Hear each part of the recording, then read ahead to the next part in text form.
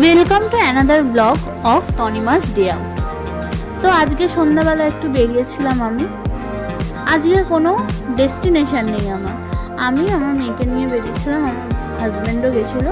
আমরা এদিক ওদিক ঘুরছিলাম। তোমরাও কি এরকম বেরো? তোমাদেরও কি এরকম রাস্তায় ঘুরতে ভালো লাগে?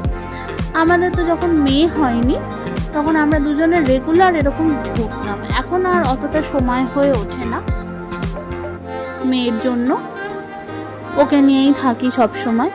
আজকে মেয়েরও একটু মন ছিল বাইরে বেরোনোর, সেই জন্য একটু বেরিয়েছিলাম। এই চ্যাটার্জি হাট, নবান্নর গাছ, বেতাইতলা, আমাদের এই পাড়ার চত্বরেই আমরা সব ঘুরছিলাম।